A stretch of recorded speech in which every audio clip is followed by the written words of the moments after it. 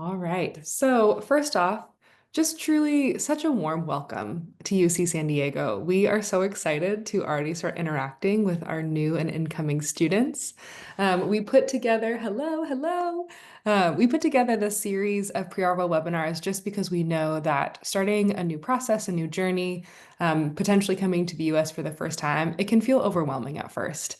But we want you to feel supported from the very start at UC San Diego, and we work with partners across campus to do so. So we are lucky enough to be joined by our colleagues from the Division of Graduate Education and Postdoctoral Affairs, often referred to as GEPA, and we work in close concert to be able to offer these webinars to really assist you with each step of your journey as you start your process here at the University of California, San Diego. My name is Grace Fuller. I serve as the Interim Director of International Experience and Engagement at the International Services and Engagement Office, also referred to as ISEO. I use she, her pronouns, and I'll pass it over to my colleague Vanessa to introduce herself. Hello, everyone, and another warm welcome to you. My name is Vanessa Cisneros, and I'm an international student advisor here at ISCO, and you'll be getting to know me really well on your journey to coming to campus for the fall or, your fall start, and then also your journey here at UCSD. So I'm excited to share with you the visa process today. Thanks for being here. Hi, everyone. My name is Mary Hogan. I'm the Director of Graduate Admissions here at UC San Diego within the Division of Graduate Education and Postdoctoral Affairs. I'm very glad to be here today and share a bit about admissions and just some reminders for next steps. And hello, everyone. My name is Shauna Slepiota. I also use pronouns she and hers. I work in graduate education and postdoctoral affairs along with Mary. And part of my work is organizing welcome activities for our new graduate students. So we will definitely get to work together as you prepare to start your graduate program. Lovely. So as you can see, there's already so many people here who are just ready and willing to support you as you begin your journey. And before we kind of jump into our content, I want to give you a snapshot of how we'll spend our time together today. So first, like Mary mentioned, we have some admissions from some reminders from graduate admissions about first steps to kind of set up so you can begin this process. Then Vanessa will go into more detail how to apply for your F1 or J1 visa stamp. We'll always close with approaching deadlines and reminders, as well as upcoming webinars that you can look forward to. And then additionally, we always end each webinar with a dedicated time for open question and answer. We know that you all often have lots of questions, and it's a priority for us to be able to answer those as much as possible. Some housekeeping. So as a reminder, with this being a webinar, you are in listen-only mode, which means you can hear us, but unfortunately, we can't hear you. So the main way that we'll interact together today is through that Q&A feature on your Zoom menu bar. If you haven't used the Q&A feature before, we'll give a screenshot of what that looks like here in a moment, so you can become more familiar. But for any reason, if we aren't able to get to your question today, you are always more than welcome to contact us via icontact.ucsd.edu. And finally, we are recording. So all of these webinars will be recorded and uploaded to our website, inewstudentwebinars.ucsd.edu. So this is a place that you can both register for upcoming webinars as well as view previous webinars. And I believe our previous webinar hosted earlier this Tuesday is already up on our website. So if you would like to go over that, that was our first steps of getting started, you're more than welcome to view that. Okay, so again, this is just a screenshot of kind of what that Q&A feature might look like if you haven't used it before. Please note that while we have our dedicated time, you are welcome to submit questions throughout the webinar. I know that for myself, sometimes I'm like, oh, I have this question and I don't want to forget it, so I'm just going to jot it down. We may answer it in the moment, but we may wait until the end to answer it, just given if the question might be answered during the content of today's presentation, as well as if it benefits a large group of students. And with that, I will hand it over to our colleagues from GEPA for some reminders. Thanks so much, Grace. So as we've mentioned, just a few important reminders from graduate admission. So you all at this point are likely very familiar with your applicant status portal. That's where you checked on the status of your application. It's where you received your admission offer. And this portal continues to house a lot of really important information. And Shauna has put that into the chat in case anyone wants the link. Since you obviously can't click on the presentation. But I just want to direct you back to the portal to be sure that you are aware of all of the to-dos that are now being shared with you in our portal. So we would like to ask that you fill out the statement of legal residence form if it is listed as a to-do item. So I say if because this form is not required for all programs. So if it's not something that's listed under forms in your applicant status portal, there's no action that you need to take on this. If you're ever concerned, you're always welcome to email us. Our email is at the bottom of this slide, and we can put it in the chat as well, but it's gradadmissions@ucsd.edu. So if you ever have questions about what's in your portal, that's where you would contact our team. And then very importantly, the vast majority of students are provisionally admitted at this time. So what that means is with your offer of admission, and as shared in your letter, if you choose to accept your offer, as you all have, there are next steps for you to essentially finalize your admission. So you may recall that when you applied, you weren't required to submit official academic material. You were allowed to submit copies of like your transcript or degree certificates or anything like that. And so now, depending on either where your former institution was located or your current institution, if you are still working towards a degree, there are specific next steps for you to complete. These are all detailed in your pending admissions documents section in your portal. So it's going to look different for all applicants. So that's why we always point you towards the portal because it's been customized for you and your academic history specifically. So as I said, please don't hesitate to contact gradadmissions@ucsd.edu if you have any questions regarding those pending admissions documents. And on the next slide, we are going to take a look just at the portal itself. So again, this is just a snapshot. Yours may not look exactly like this, but overall, it's going to look generally, it's going to be laid out in a similar fashion. So again, pointing you towards your portal, making sure that you're checking out your home page. So there's that form section toward the bottom. So if the statement of legal residence form is there and there isn't a green check mark next to it, we ask that you fill that out. And then another tab that is going to be really important is the checklist items tab. This is where you are going to find the specific next steps for you based on your academic history and details of how to submit those requirements. So again, depending on what's required, we go into great detail of how you can get those items submitted to us. I do want to emphasize here, and we say this in the portal, but we know it's a lot of information. You have until the 4th Friday of your first quarter at UCSD. So I know some folks start in the summer, some start in the fall, but you have time right now to submit these documents. And the reason I emphasize this is sometimes students see this and they're like, oh, I wanna complete these next steps. But if you are currently enrolled in your bachelor's program, or if you're in a master's and you're preparing to come to a doctoral program at UCSD, we need your final official documents complete. So if you send something to us now and it doesn't include like your degree conferral date, so when you completed your degree, or you're still enrolled in coursework and it's ongoing, you're going to have to resend those documents again. And that can take time. Sometimes there's an expense associated with it from your previous institution.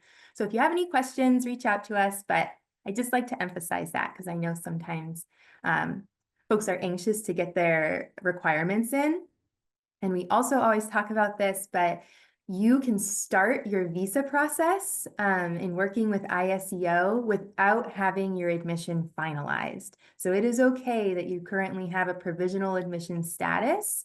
You do not have to finalize your admission before you start taking steps towards acquiring your visa. for your study at UCSD. Okay, many thanks to our colleagues over at GEPA. We really appreciate having you here. Again, my name is Vanessa, and I'm an International Student Advisor here at ISCO. And I'm going to be working with you today to review the steps for applying for your US visa, your F1 or your J1.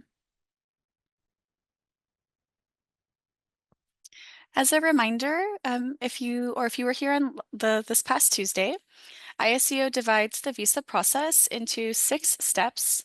This past Tuesday, we reviewed step 1 in the visa process, which is obtaining your I-20 for an F visa or DS 2019 for a J visa. And you will need this document, certificate of eligibility, before moving forward in the visa process. We won't review all of those steps again today, but as a brief reminder, you can request your new Admit I-20 or DS 2019 via iServices. All of this information is available for you to review at inewdegreestudent.ucsd.edu under Step 1, which I've highlighted on the image on the right. In order to gain access to iServices, you must have accepted your UCSD admission and have also set up your password for your PID and activated your UCSD email, the email with @ucsd.edu. As a reminder, it can take up to 3 to 7 days to receive your PID and email information after you've accepted your offer of admission. So just be patient in that process and know that sometimes it does take time. Once you've completed these items, you'll be able to log into iServices and to request your I-20 to complete step 1 of the visa process. Today, we are specifically going to cover steps 2, which is scheduling your visa interview, step 3, attending your visa interview, and step 4, receiving your visa stamp and coordinating some of your plans to come to the United States. If for any reason you need to hop off or you have to step out for just a moment or are unable to listen to a piece of information, everything we're going to cover today can be found at inewdegreestudent.ucsd.edu, all under step 1 and under the box that reads apply for your F1 or J1 visa stamp. So this is going to be your key resource, and we're going to cover this information throughout the presentation. So please focus on listening and understanding and really thinking about questions you have, as opposed to being the incredible note takers that I'm sure you are, being grad admits here to UCSD, because a lot of these notes are present on our website. So think about the specific questions that you might have and the things that we're talking about today.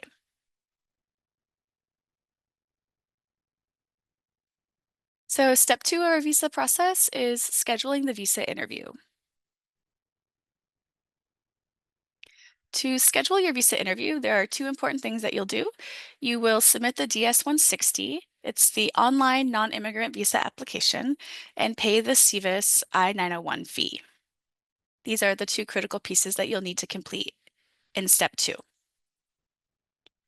For scheduling your visa appointment, you will visit usembassy.gov, and from there you'll be able to submit the DS-160. You will need to pay the $185 visa fee, the MRV fee, and through usembassy.gov, you'll be able to check specific instructions for the embassy or consulate that you'll be applying at. That's vital, that you know which consulate embassy you're applying at and you become very familiar with their website. And you'll follow their payment instructions as well. The image on the right is what the DS-160 will look like. You will want to prepare required documents and information ahead of time per the instruction on the embassy consulate's website. When you navigate to the embassy or consulate website that you're going to be applying at, there'll be a section that says apply for non-immigrant visa or something of that nature. And they will have their own specific FAQs and instructions. Each embassy and consulate will have their own way of giving you instructions for that, so be sure you check them. You will need to have your passport and your Form I-20 or DS-29 with you when you are getting ready to submit the DS-160. This entire process typically takes 1 to 2 hours. If you've completely prepared beforehand, it means gathered all required information and thoroughly reviewed the instructions and FAQs for that specific embassy or consulate. An important number that you're going to need for the appointment for submitting, for submitting the DS-160 is your SEVIS ID. So on the screen on the left, you will see the form I-20. These are for our students who are seeking an F visa. The SEVIS ID is located at the top left. And for our students that are seeking a J visa, on your DS 2019, you have your SEVIS ID number and you have your SEVIS ID number listed at the top right and your J program number listed just below that.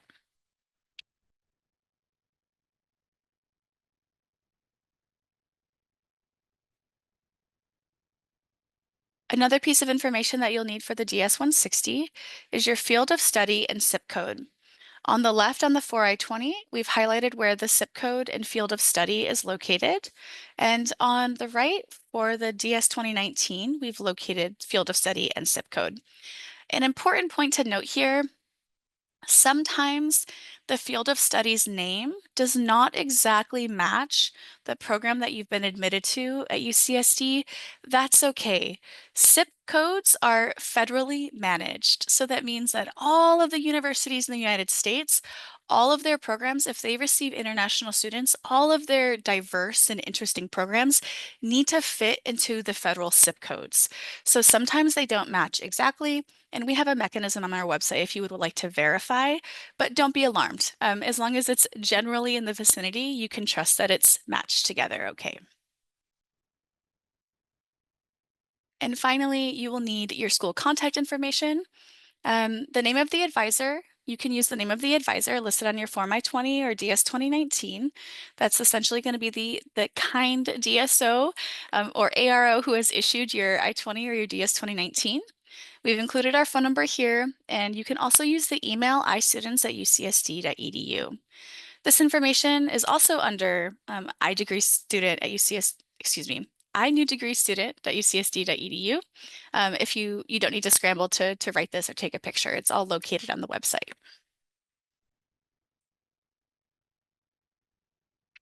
Okay, whew, you've submitted the DS-160. Make sure you print the confirmation page with the barcode. This is vital. You will be required to bring a printed copy to your visa interview. And then following successful submission of your DS-160, you will be able to schedule your visa interview pending visa appointment availability.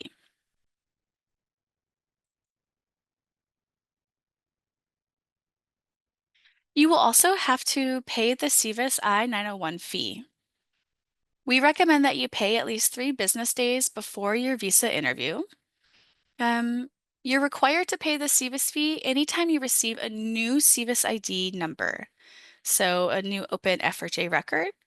The fee for F students, the SEVIS fee for F1s is $350, and the SEVIS fee for J1s is $220. Please also print the confirmation receipt page. You will be required to bring a printed copy to your visa interview.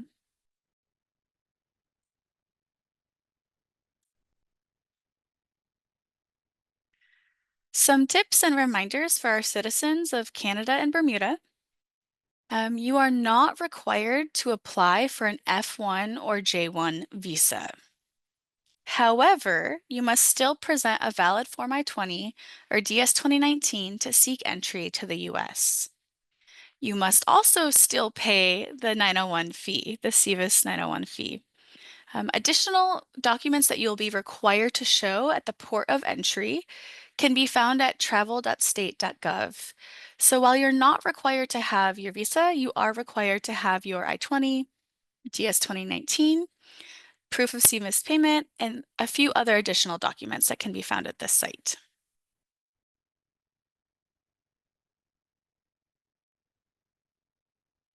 Once you have submitted the DS-160, scheduled the visa interview, and paid the SEVIS fee, you have completed step 2 of the visa process. Congratulations. The next component, the next step will be attending the visa interview. Many students focus on obtaining the I-20 or DS 2019 as quickly as possible, and we understand that that is really important. However, one of the most critical components to this entire process is obtaining your visa, which largely hinges on the visa interview process. Please do not underestimate the importance of the preparation that you will personally take to prepare for the visa interview process. And through this next section, we are going to do our best to give you an idea of what to expect and how to best prepare.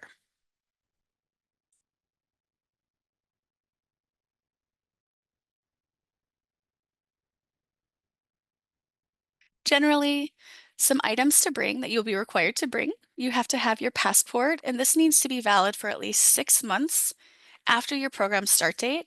So for example, if you are a fall admit, your program's going to start September 2025.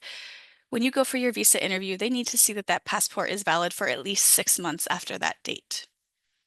Of course, you need to have your Form I-20 or DS 2019, which will need to be printed and also hand-signed.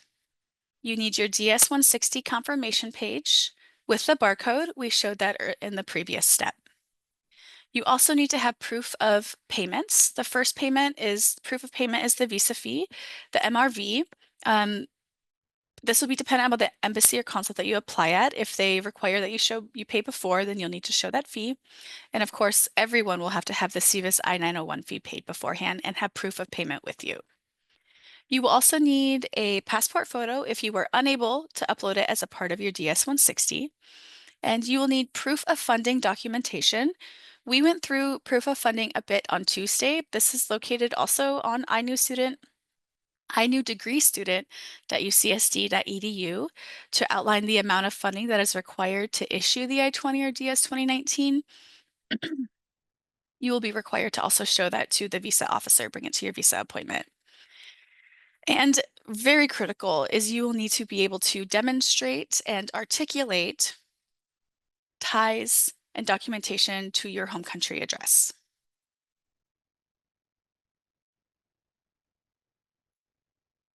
I will just say this is the easy part of the interview process. So these are the documents that you have to prepare. Just a note that other documents may be required or recommended depending on the embassy or consulate that you're applying at. I'll take a moment to explain. The embassies or the consulates are small branches of the US State Department or Department of State, and that's a branch of the federal government.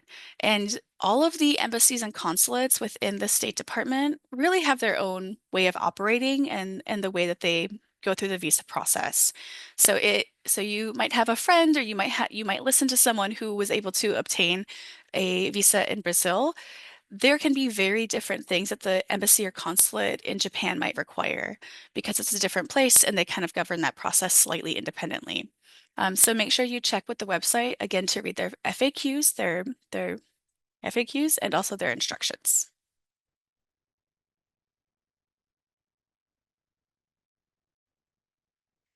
Before the visa officer begins the interview, please note that they have already checked.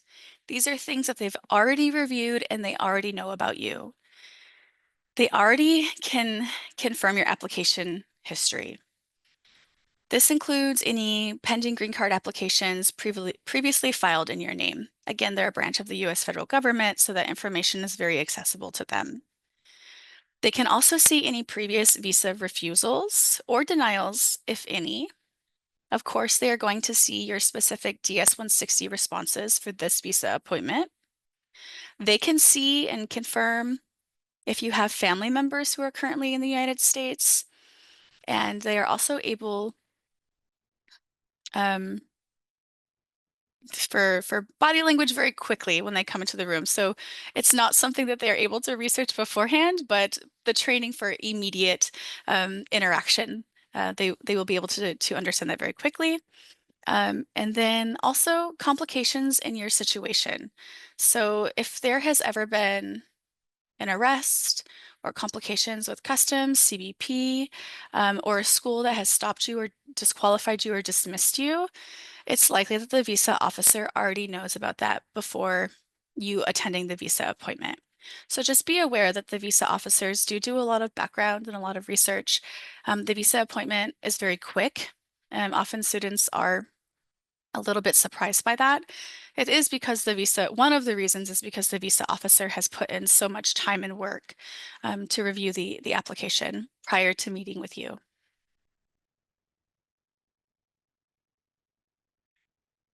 One of the questions, it's very common for one of the first questions that a visa officer will ask to be, why are you traveling to the US? Or where are you planning to study in the US?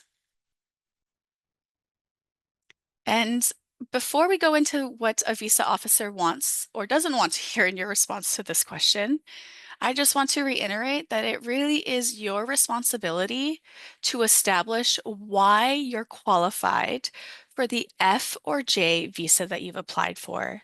And the F and J visa, these are non-immigrant student visas.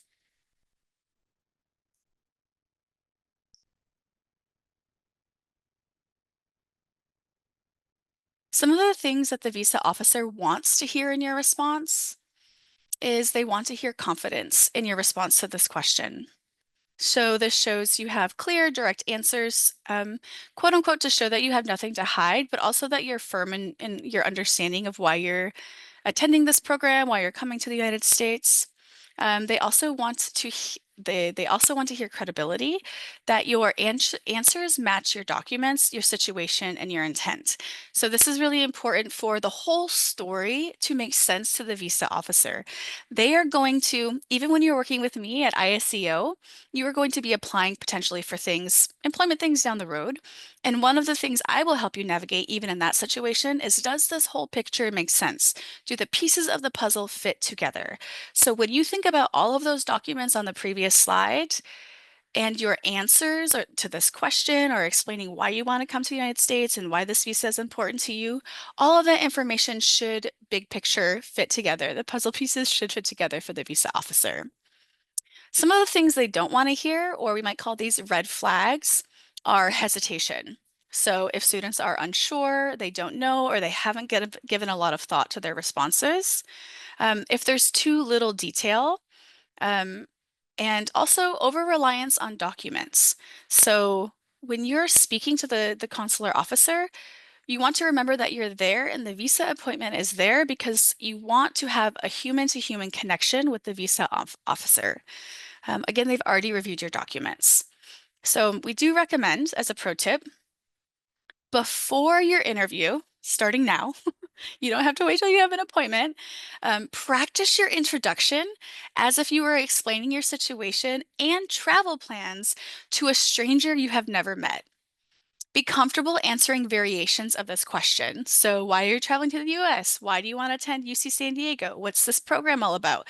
What do you plan to do while you're in San Diego or while you're at UCSD? Make as many of these variations of these two questions as you can and practice them as much as possible. I will caution, do not memorize your answer, because if the consular officer, if the visa officer asks the question a certain way and you give a robotic response that you've already pre-rehearsed, it demonstrates that you're not really listening to their question.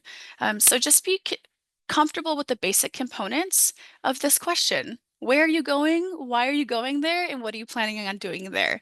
Those are really the three tenets that are within here.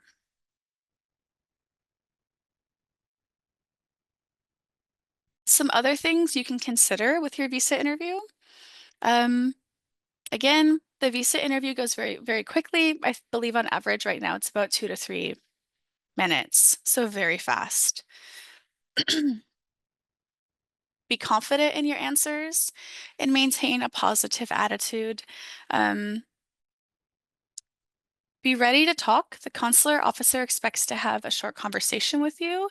Again, avoid robotic responses or memorized answers, but do be comfortable with explaining, further elaborating on all of the documents that you were to bring and what you hope to do when you're granted your F or J visa. I do recommend that you know this specific information flawlessly, meaning that you know it like the back of your hand.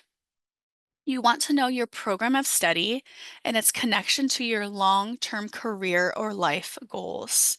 So your program of study is of course, the program you've been accepted to at UC San Diego. Why did you decide to apply to that department? Why do you want to pursue that field? And what do you hope to do once you obtain your degree? You also want to be able to clearly explain and elaborate on your sources of funding. So, for example, how will you pay for all of your educational, living, and travel costs? You do have to demonstrate a certain amount for your I-20 or your DS 2019. However, the consular officer is free to ask you for questions beyond the 9 months that are listed on your I-20. So be prepared to answer those questions. If you've received a scholarship or a fellowship from UCSD or from a different sponsor, you should mention that and be comfortable explaining that. If you are being supported by family or friends, you should be prepared to explain that relationship. Why do they want to support you? How are they going to support you? What does that look like long term if that's a plan, or is that the plan for only a short amount of time and you have a different plan for after that? It is also critical and vital that you show very strong ties to your home country.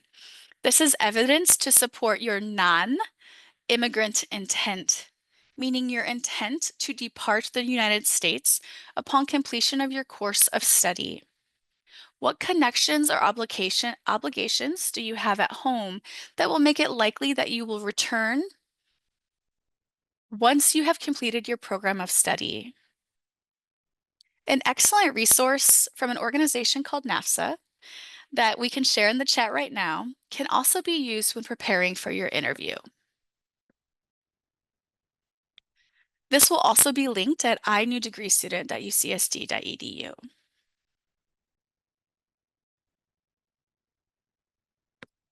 Of course, the hope is that everything goes smoothly as you have prepared for, and the visa will be approved and issued. But there are times, unfortunately, when not everything goes as planned. There are two alternatives to the visa being approved, and this will delay your process. The first potential delay is called administrative processing. If your visa application is put into administrative processing, it basically means that the visa officer did not have all of the information they needed to make a decision on your visa application at the time. Once you have been placed into administrative processing, this is essentially a special security clearance procedure lasting up to 60 days or more. The visa officer will provide you with a 221G letter indicating that your visa has been refused. This letter may or may not have additional information about additional documents that the visa officer would like you to submit. They will provide you with all additional instructions. Please note that the administrative processing, once your application is placed into administrative processing, this is a very opaque process. Essentially, it means that it's not very transparent, and there's not many ways for us, your DSOs, to intervene or advocate on your behalf, as essentially it is seen as a matter of national security. If your application is placed into administrative processing, please contact us at icontact@ucsd.edu as soon as you are placed in AP, so that way we can review the AP, the 221G together, and direct you to the appropriate resources and help you plan for the coming academic and immigration steps that you need to consider. The second potential visa delay is a visa denial. Denials are rare, but they can happen. Denials are usually under 214B, and they are because the visa officer did not find strong ties to your home country, aka reasons to return, or perhaps your prior academic record makes the visa officer perhaps question the pursuit of a student visa. The things that I just mentioned are not exhaustive, but they point to a visa officer finding that your intended activities are inconsistent with the visa class you have applied for. So, as a reminder, if you are applying for an F or a J visa, this is a non-immigrant student visa. In your visa interview, in combination with all of the documents, the visa officer must believe that you are coming to the United States to study and that you have every intention of returning home. So, coming to study, of course, is the student component. Every intention of returning home is the non-immigrant intent. So, if you're denied, and you want to reapply, which you can do, you must show credible, new, and compelling ties outside the United States that your intended activities are consistent with the visa class that you've applied for. So essentially, these are worst case scenarios. We won't answer too many questions about these today because there's a lot of different unknowns with both of these categories, but know that if you are placed into one of these two categories, we will do everything in our power to help you navigate that process and to prepare as best you can for alternatives or deferrals, etc. We want you here.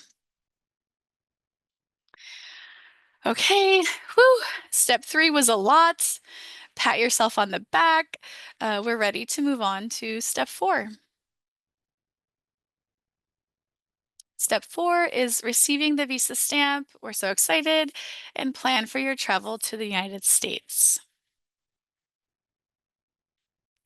When your visa is approved, the consular officer, the visa officer will collect your passport so they can put the visa into your passport. This typically takes 1 to 2 weeks to produce. You can confirm with the embassy or consulate that has approved your visa. And then you want to confirm how you will get your passport back that has the visa in it. Will it be by mail or will you be picking it up directly? Once you have your visa in hand, you have everything you need to seek entry into the United States. Customs are the officers that you meet at ports of entry, so typically through an airport, a land border, perhaps a sea border. But they will require that you show your passport valid for at least 6 months after your program start date. You will be required to show your valid Form I-20 or DS 2019 that has been printed and hand-signed, and your brand new F or J1 visa that is in your passport.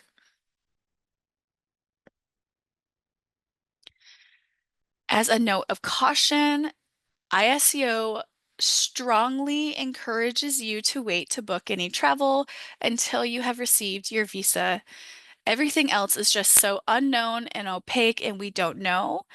So our advice, don't book your travel until you have your visa. If you decide to book your travel, I highly recommend that you splurge for the categories of travel that allow you to make changes without charges. Um, there's a lot of different things going on with our new administration and the State Department, and so there's just a lot of unknowns. Make sure you protect your financial resources and being able to get a flight here. You don't want to lose any of those funds if it's non-refundable. When you come to the United States for the first time on an initial I-20 for F1 or an initial DS 2019 for J1, there is a rule called the 30-day rule. And what this means is that F1 and J1 students may enter the US no more than 30 days prior to the program start date listed on page 1 of the Form I-20 or 2019. So in the image on the right, we have the program start date listed on a Form I-20. The earliest that you can enter is 30 days from that date. It is the same for J students entering on an initial DS 2019. You can only enter 30 days before your program start date. I've highlighted here on the image to the right, it's in the red box towards the left of the document.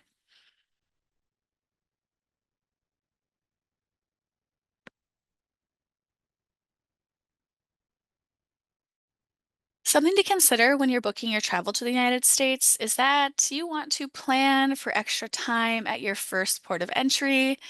We recommend that you schedule at least 2 to 3 hours between connecting flights or when crossing a land border to allow for SEVIS status verification at customs, especially that first time when they're really going through that initial I-20 or that DS 2019 and confirming all of that information. Give yourself time because sometimes it's unpredictable how much time everything is going to take. So give yourself as much time as you can. And congratulations, step 4 is complete. So I'm going to quickly recap the visa process and just point you to where exactly you can find the resources for that step. So that way, if this felt like a lot of information or was a bit overwhelming, you know exactly where to navigate in the future.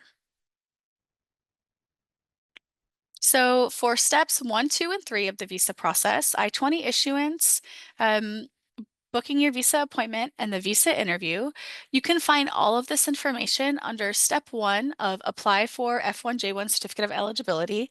And you'll go to the blue box at the bottom that says apply for your F1 or J1 visa stamp. Step 4 in the process, getting your visa and making your plans for entering the United States, you can find under step 2 at inewdegreestudent.ucsd.edu. And finally, step 5 and 6, which we haven't covered today, but you can find this under step 3, arrival to the US.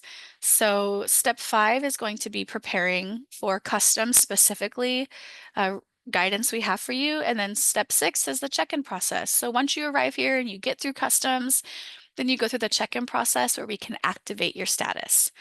All of this can be found at inewdegreestudent.ucsd.edu and step 3. And with that, I will hand it back over to my colleague, Grace. Thank you, Vanessa. So thorough, so helpful. Yeah, I feel like confident applying for my visa.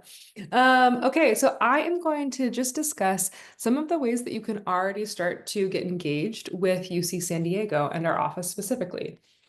So first, I want to highlight our iNew Student newsletter. So this is a newsletter that we fill with timely information that's relevant to your stage in the process.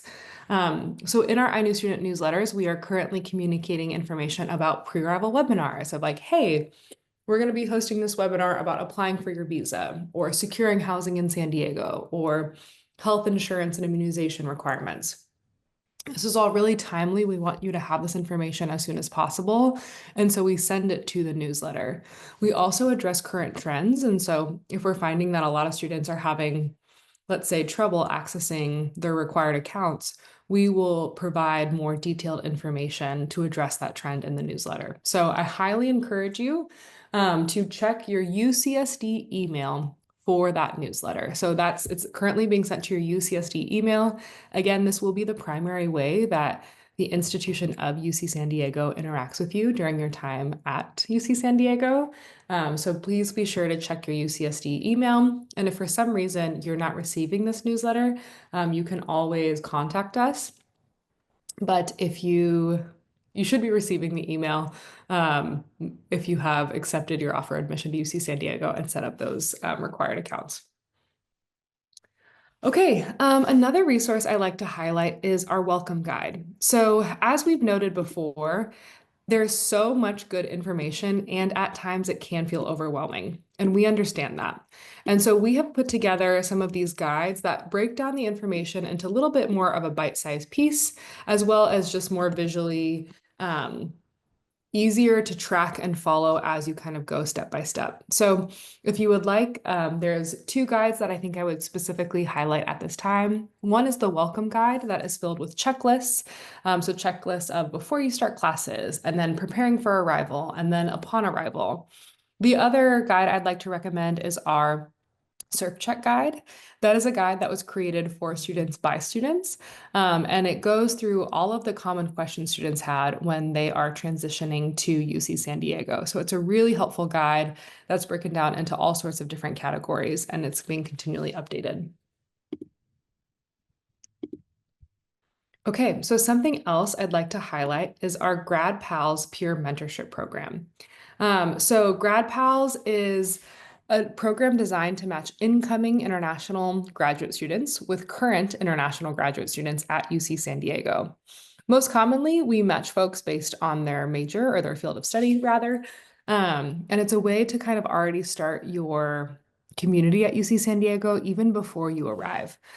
So it's a great resource. I think students kind of cite it as one of their most helpful transitions during their transition to most helpful in their transition to UC San Diego. So if you're interested in signing up for the Grad Pals program, please go ahead and do so by either scanning the QR code on the screen or by clicking on the link in the chat. Okay, so here is a little preview of some of the programs and events that you can look forward to upon arrival. So we have monthly events, namely that is our global coffee hour, our game night, our crafting events. These are events that we've really created for social, low stakes environment for you to start to build your community here at UC San Diego and to feel that you really belong, that this is your new home away from home. We also have different events such as English in Action that allows you to practice your English conversational skills. We have Triton Trekkers, which is our collaboration with Outback Adventures to explore our beautiful backyard of UC San Diego or of San Diego. So that might be kayaking or snorkeling or hiking or rock climbing, lots of fun things.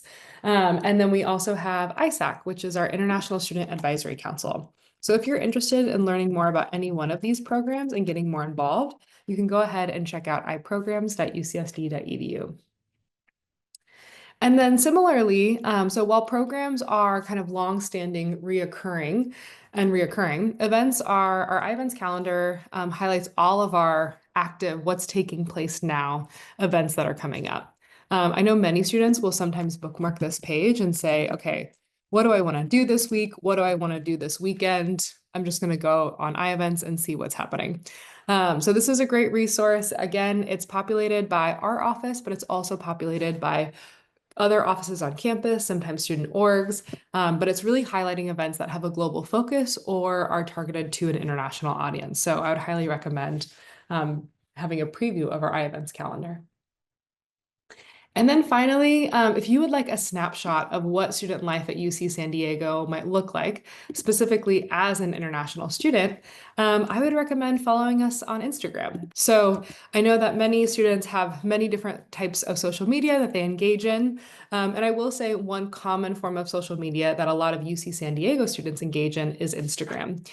So many offices actually have their own Instagram account. And on our Instagram, while we try to put out useful information, we also know that a big part of the student experience is student life. It's what is your life holistically? Yes, it's your life in the classroom or maybe in your lab, but it's also you going to find new study spots on campus or grabbing maybe a meal with a friend, things like that. And so that's something that we really try to capture on our Instagram. You can often see day in the life of a UC San Diego student. So if you would like a preview, let's say, of student life at UC San Diego, a great way to do that is by following us on Instagram. Okay, so now for some reminders and deadlines. So there's two things that you can begin doing now. One is applying for that Form I-20 or DS 2019 through iServices. So again, iservices.ucsd.edu. And that process is outlined on inewdegreestudent.ucsd.edu. So Vanessa has gone into great detail at our last webinar earlier this week. And so that is something that you can already begin that process. Another thing that you can start doing is applying for housing. Housing in San Diego can be quite competitive, and so we want to give you the information as early as possible so that you can navigate that landscape. Our on-campus housing is actually available for application now, so you can apply for that. But do note that we have an upcoming webinar next week that's going to focus on housing options, and we will have our partners from both Housing, Dining, and Hospitality, which is our on-campus housing, be able to talk to some options. We'll also have folks talk to off-campus housing options when you're kind of considering what that might look like for you in choosing housing in San Diego. Do note that typically housing starts to send out housing contracts in mid-May. So that's when you might be able to expect and see some of those housing contracts. But offers are made 60 days prior to the requested move-in date. So depending on when you plan on moving in, your offer will be sent 60 days prior to that as the offer. So again, if you have follow-up questions, I do encourage you to come to our pre-arrival webinar next week, where we will have our campus partners from Housing, Dining, and Hospitality be able to go into really good detail about what housing contracts might look like. Another webinar we have coming up next week is our student health webinar. So we'll focus primarily on health insurance as well as health immunization requirements for international students. And we will have our colleagues from student health be able to speak to those in detail. But as a general reminder, a lot of those forms are due in July. So as you're looking forward to the next several months, do note that in July is commonly the deadline for a lot of those health immunization requirements, as well as some of those trainings. And then finally, a lot of exciting things happen in September. So tuition is due, we have move-in, we have check-in, and also that's when we host our new international student orientation. So if you would like a sneak peek of what orientation might look like, you can head to iorientation.ucsd.edu. But it is a time that a lot of us in the office greatly look forward to. It's when, we might have been interacting with you for months and months and months over pre-arrival webinars and issuing your Form I-20 or DS 2019, and we actually get to meet you in September at orientation. And so it's always so fun to meet students face to face and be like, oh yeah, like I recognize you from the webinar, and then we get to meet in real life. What a gift. Okay, so like I mentioned, here is a preview of upcoming webinars. So on Tuesday, March 11th, next Tuesday, we have our graduate student housing webinar. I'd highly recommend you check that out. On March 13th, that Thursday, we have our student health webinar focusing primarily on insurance and immunization requirements.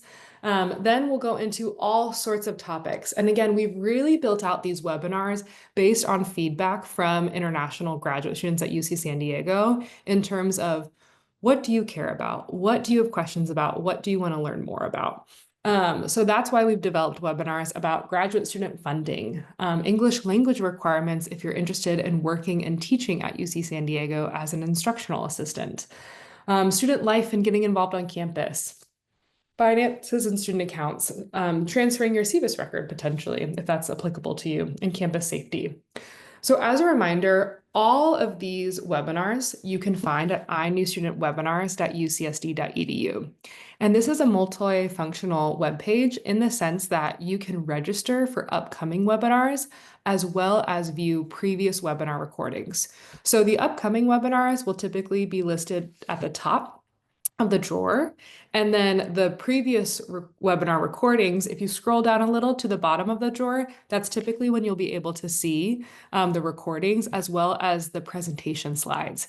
So I know that these webinars are very helpful, but a lot of students like to refer back to them to kind of use like the slides and be like, oh, what was that one website or what did that person say? So we've also put that there to be available as a resource to you. Okay, that concludes the content for today's presentation. Oh, you are so welcome. We just got a thank you in the Q&A. We are excited. We're excited that you are coming to UC San Diego. We're excited to meet you, and we want to make sure that we have all the information we can give you as early as possible. And so it is truly our pleasure to be able to offer these and to begin interacting with our new students. We do have about 5 minutes of open Q&A. So if you do have any last burning questions, you're more than welcome to submit those through the Q&A feature.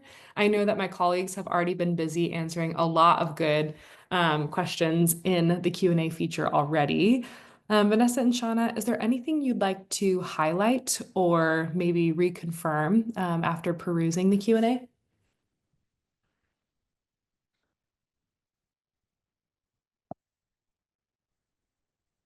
We did have two questions, very specific questions about housing. So Just in terms of organization, I would say we here at ISCO, we are going to be your go-to for all things related to your immigration status and, of course, connecting with other students on campus. The housing at UCSD is its own different part of the campus. And so we will always direct questions back to our colleagues who work directly in those departments. So unfortunately, we won't have answers for those questions today. But that information, as I believe from our colleagues in GEPA, there's some housing information that's listed in your graduate portal, I believe that you're able to review. I saw that as one of the tabs. Also for us preparing for your arrival to San Diego, there's information about housing. And then next week we have the webinar, which you'll be able to attend and ask questions directly to our colleagues who work in some of the housing options you have here at UCSD. Mhm. And I just want to build off of what Vanessa shared because I think many students um, know that UC San Diego is a large campus, it's a large institution, but then once you start to navigate UC San Diego, you experience just how large it actually is. And it does feel like, I think sometimes students can be surprised of, oh, like, why don't you just do everything? And I think if we were a smaller university, sometimes it operates that way. But at such a large university, we do have folks who are experts in their areas. And what's great about that is that they can really go into great detail and answer all of those questions. So for us, we really pride on ourselves in working as collaboratively as possible with those experts in those areas and bringing them together, which is really the point of these pre-arrival webinars of if you have questions about housing, let's bring in our campus partners from our housing department. If you have questions about health insurance and immunization requirements, let's bring in our colleagues from student health. So for us, we really want to bring in the resources, knowing that we may not be the experts to answer those specific questions, but we want to connect you with the folks who are. Okay, we have some good questions in the chat. So we have one question here that reads, how much do I have to demonstrate for the visa process, as well as how can I show my home country ties? Grace, I'm going to share my screen if that's okay, and we can navigate finding some answers for this question. So we can go to inewdegreestudent.ucsc.edu. And this is really a home base for our newly admitted graduate students. So in terms of how much do you have to show, the first step of the visa process we reviewed on Tuesday is to obtain your I-20. And preparing for submission, a part of that I-20 request is to review funding requirements. And so this is general information of how much you need to show. This is information on what's acceptable. And then this will show you exactly how much you have to show based on your program. So a standard master's student, not standard, but not a specialized program for a master's or PhD program. This will be for a student who is applying, who is going to be here for at least 9 months, which is of course the majority of our new admits. This is how you find out exactly how much you have to show to be issued your I-20. And so we as DSOs have to verify that financial documentation, and it's all outlined above here, what we can accept. But then for the consular officer, the visa officer, they can inquire further. They have the liberty to do so. But at a minimum, this information will be on your I-20. And whatever financial documentation you show to us, you also need to show to them.